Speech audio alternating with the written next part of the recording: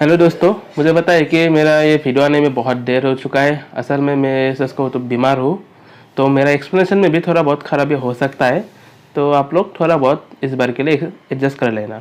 तो अब स्टार्ट करते हैं। एपिसोड की शुरुआत में हमें क्लासरूम दिखाई देता है। यहाँ पे डंजन के बारे में सिखाया जा रहा था, जहाँ पे एमोन और रियो को भी दिखाया जाता है। असल में पिछले 5 दिन से इन लोगों को डंजन के बारे में सिखाया जा रहा था और आज पहली बार इन लोगों को डंजन के पहले लेयर पर ले जाए जाएंगे। एमोन थोड़ा बहुत नर्वस होता है, पर रियो चेयर अप करता है उसे ताकि वो नर्वस ना हो। अगले सीन में हमें डंजन दिखाई देते हैं। डंजन के चारों तरफ बड़े बड़े वॉल्स थे। असल में कभी कभी मॉन्स्टर ऊपर चले आते हैं ताकि वो लोग शेर के और ना जाए, ये वॉल्स उन्हें जाने से प्रिवेंट करता है। और ये सब जानकारी बाकी टीचर उन स्टूडेंट्स को देते हैं जो कि डंजन के बारे में सीख रहा था, जहाँ पे रियो और एमोन भी है। और ये डंजन लियोन शहर के पूरे बीचों बीच ही है। और उन्हें ये भी बताया जाता है कि डंजन में मॉन्स्टर बहुत ही रैपिडली ग्रो होता है। और हमें ये दिखाया जाता है कि एमोन फिर भी नर्वस होता है, पर रियो उसे बताता है कि तुम थोड़ा बहुत जोर से सांस लो। रियो के कहने पर एमोन जोर से सांस लेता है और उसे कहता है कि मैं अभी बेहतर हूँ। उसके बाद वो लोग डंजन के अंदर चले जाते हैं। टीचर उन लोगों को बताता है कि फर्स्ट लेयर पर ज्यादा डेंजरस मॉन्स्टर नहीं होता है, तुम लोग अपने आप ही यहाँ पे एक्सप्लोर कर सकते हो, पर याद रखना तुम लोग ज्यादा दूर मत जाना। रियो और एमोन एक साथ ही डंजन एक्सप्लोर करने निकल जाते हैं। कुछ दूर बाद ही उन लोगों को एक मॉन्स्टर दिखता है और एक एंट मॉन्स्टर है। रियो बताता है कि इसको खत्म करने का सबसे अच्छा तरीका है इसके गर्दन पर वार करना। मैं सबसे पहले अपने जादू से उसे वार कर रहा हूँ, उसके बाद तुम उसे मारना। रियो अपने आइस मैजिक से उस एंट मॉन्स्टर के ऊपर हमला कर देते हैं और वो घायल हो जाता है। उसके बाद वो एमोन को उसे मारने के लिए कहता है। एमोन आखिरी बार करके उसे खत्म कर देते हैं। रियो एमोन को बताता है कि मैजिक स्टोन लेना मत भूलना। एमोन कहता है कि सच में वो कहता है कि हम लोग एडवेंचरर है और हमें ऐसे ही जीते हैं, हम लोग इस चीज के ऊपर ही जीते हैं। इसके बाद हमें अगले सीन में देखा जाता है कि रियो और एमोन के सक्सेसफुली उस एम को मारने की वजह से सभी लोग सेलिब्रेट करते हैं। मतलब कि वहाँ पे नील और एटो होता है। नील कहने लगता है कि यहाँ पे अगर बूझ होता तो और भी मजा आता, यानी कि वो लोग शायद शराब की बात कर रहा था। एटो कहता है कि ये नहीं हो सकता, ये सब अलाउड नहीं है यहाँ पे। और वो सभी लोग रियो और एमोन को प्रेस करने लगते हैं। एमोन कहता है कि मैंने कुछ खास नहीं किया, ज्यादातर तो काम तो रियो ने ही किया। रियो ने कहता है कि ऐसा भी कुछ नहीं है, तुमने बहुत ही मदद किया मुझे। एटो पूछने लगता है कि कल तुम लोग क्या करने वाले हो। एमोन कहता है कि मैं कल फिर से डंजन में जाऊंगा, पर वो नर्वस होता है, इसलिए रियो कहने लगता है कि मैं भी तुम्हारे साथ जाऊंगा। वो मान जाता है। रियो ये भी कहने लगता है कि शायद मैं कल 3rd फ्लोर तक जा सकता हूँ। बट बोलो कहने लगता है कि फर्स्ट लेयर पे तो सिर्फ बैट होना चाहिए था, यानी कि चमगादड़। वहाँ पे एंड क्या कर रहा था। एटो कहने लगता है कि मुझे सोल्जर्स के रिपोर्ट से पता चला है कि कुछ समय से फर्स्ट और सेकंड लेयर पर एंड आने लगा है।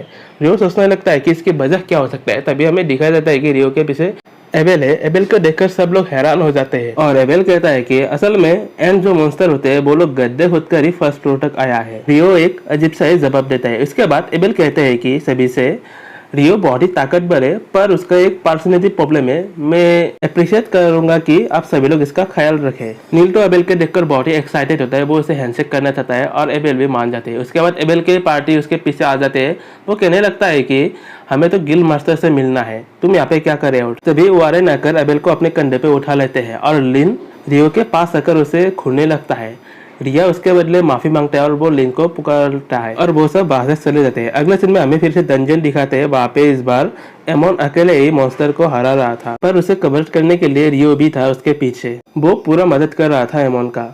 जब ये सब खत्म हो गया, रियो एमोन के सोल्जरशिप के बारे में कुछ उसे बता रहा था और एमोन ये सब सुनकर उसे अप्रिशिएट करता है और वो और भी मेहनत करने के बारे में बोलता है। इसके बाद अगले सीन में हमें रियो को अकेले इस शहर पे घूमते हुए दिखाते हैं। असल में वो लाइब्रेरी जाता है, उसे एल्केमी की किताब चाहिए। उसके बाद वो कुछ किताबें लाता है और पढ़ने लगता है। उसी समय वहाँ पे इक्लिप्स हो जाते हैं। इक्लिप्स होने के बाद एक अजीब चीज वहाँ पे दिखाया जाता है कि वहाँ पे आसपास बहुत सारे लोग थे, पर इक्लिप्स के आने के बाद वहाँ पे रियो ही था। ऐसा लगता है कि रियो एक अलग ही डायमेंशन पे चला गया और वो देख ही रहा था, पर उसके ऊपर किसी ने आग से हमला कर दिया। पर रियो तो हमारा ताकतवर है, वो भी अपने वाटर मैजिक से बच चुका था। उसके बाद वो एक डेमी ह्यूमन या किसी को तो देखते हैं। असल में वो जो भी है वो एक अकुमा स्पीसीज है। रियो जब उसके स्पीसीज को पहचान जाता है, वो सोचने लगता है कि यहाँ से भागना ही सही रहेगा, पर वो ये भी सोचता है कि शायद वो यहाँ से भाग नहीं पाएगा।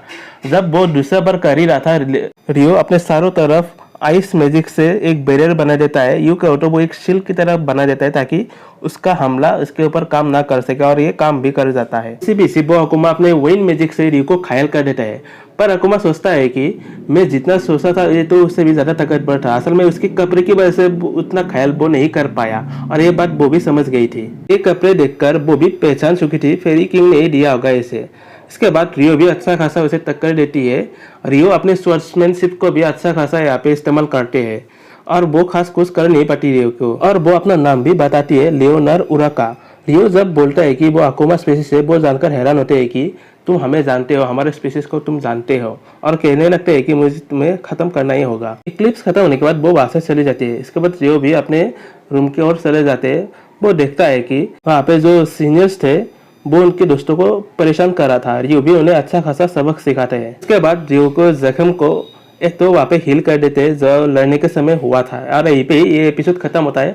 अगर आप लोगों को मेरा एक्सप्लेनेशन अच्छा लगा हो तो इस वीडियो को लाइक करना और चैनल को सब्सक्राइब करना प्लीज मत भूलना।